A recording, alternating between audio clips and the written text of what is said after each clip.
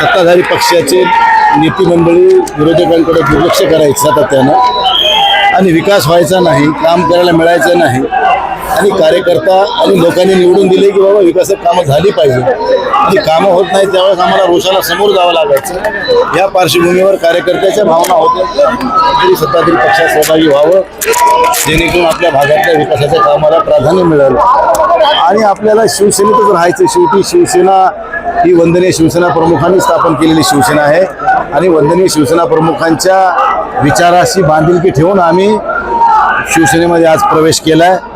त्यामुळे कुठेही अडचण असायचं कारण नाही, पण बाळासाहेबांशी आमची बांधिलकी आहे त्यामुळे कुठेही अडचण अशी वाटत नाही।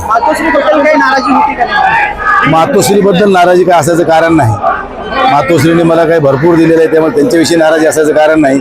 स्थानिकचं राजकारण होतं, बऱ्याचशा अडचणी होत्या, पक्षात नवे आलेले लोक आम्ही स्थापनेपासून सोबत असून आम्हाला अडचणीच्या गोष्टी समोर जावं लागत होतं आणि मग कार्यकर्त्या कालच्या जिल्हा परिषदेच्या निवडणुकीला बघितलं असेल की मोठ्या प्रमाणामध्ये इंटरनल वादातून काही आमच्या बऱ्याचशा जागा पडल्या।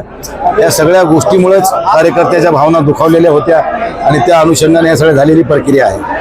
साहेब हे पूर्ण बंड याचे लीड हे तुम्ही केलेलं आहे असं चर्चा आहे, काय सत्यता आहे? असं काय नाही, सगळ्याचीच मानसिकता होती। एकट्या दुकट्या माझ्या मने ऐकायला त्याचा माझा मतदारसंघ वेगळा आहे, ते एकीकडं मी एकीकडं। आता ठीक आहे, नांदेड हिंगोली बाजूला आहे, आता त्या वाशिमवाल्याचा माझा काय संबंध, शिर्डीवाल्याचा माझा काय संबंध। सगळ्याच्याच विरोधी पक्षातल्या जवळजवळ सगळ्याच लोकप्रतिनिधीची भावना ही आहे की सरकार हेतुपुरस्कर विकासात कामाला प्राधान्य देत नव्हतं, म्हणून सगळ्याची मानसिकता होती की आता आपल्याला विकास कामं केल्याशिवाय लोक विचारणार नाही आणि निवडणुकीचे समीकरण बदललेत त्यामुळे आता विकास काम केल्याशिवाय पर्याय नव्हता आणि त्यामुळे सगळ्याची मानसिकता होती कार्यकर्त्यापासून नेत्यापासून की कुठेतरी आपण विकासात्मक दृष्टिकोन काम करायचं असेल तर सत्ताधारी पक्ष सहभागी व्हावा। मंत्रिपद मिळेल असं अरे कशाचं